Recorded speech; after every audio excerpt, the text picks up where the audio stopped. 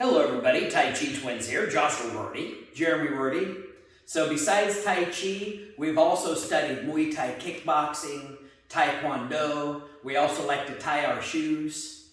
So I guess if it's got the word Thai in it, we've probably studied it.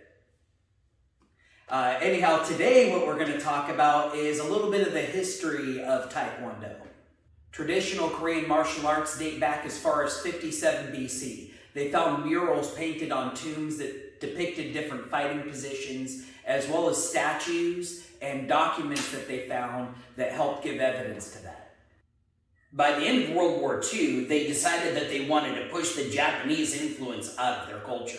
So they reached out across their nation and unified martial arts schools to develop their own style of martial arts. This was based off of the original martial arts that they had done in Korea, as well as some of the influences they had from Chinese martial arts and Japanese martial arts. They called this unified system Taekwondo, or the way of the foot and the fist.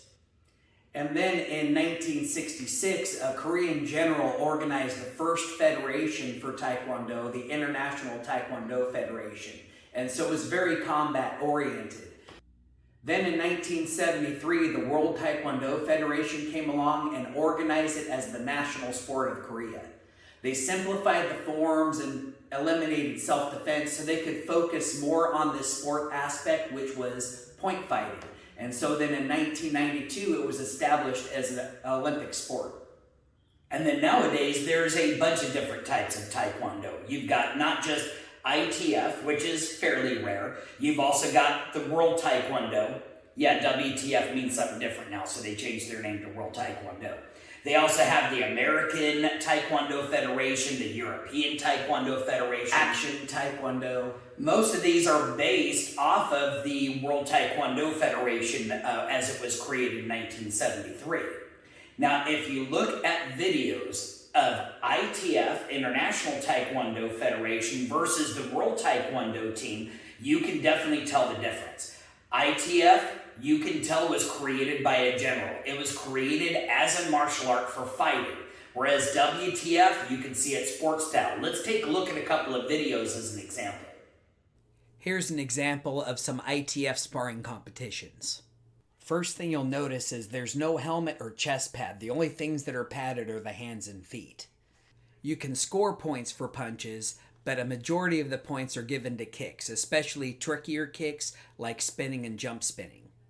You can also win by knockout, so because of that, you'll see more punching and heavier kicks.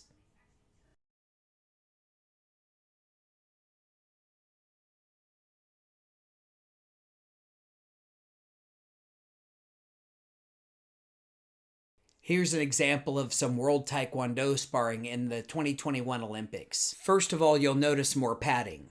Also, it's harder to score with punches, so mainly what you'll see is kicking. And because it's oriented around points, the kicks aren't done with a lot of power. They're trying to score as many kicks as they can. Oh, look, they're hugging.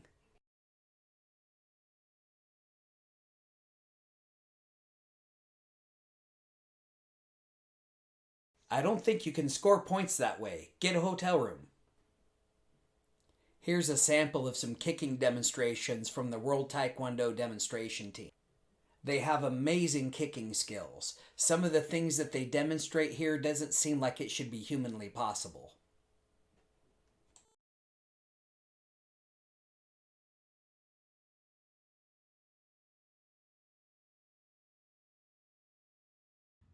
So all these are the reasons we're going to be starting to release these ITF forms. First of all, it was the first style of Taekwondo that I studied. So maybe it was because it was the first style. I like these forms so much.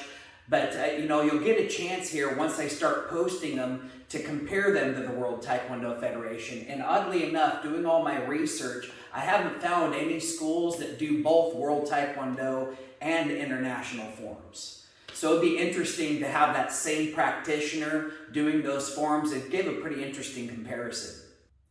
The main reason we're teaching the WTF forms now is the fact that there's a lot of WTF schools around here, and we get a lot of students coming into our school that do those forms. So rather than having to reteach them a whole new set of forms, we can just absorb them in, make sure that they're current with our blocking and kicking and striking techniques, and then they're good to go along their belts. And then we say these ITF forms as tournament forms. And you'll see why, because they're more stylistic of an art that would be of the hand and the foot. They're very dynamic, a little bit more complicated. As we present these forms from the International Taekwondo Federation, we'll give the name as well as the definition behind the form, which helps reveal the rich history of Taekwondo. We'll also give the practical application of the movements to help you understand the form better.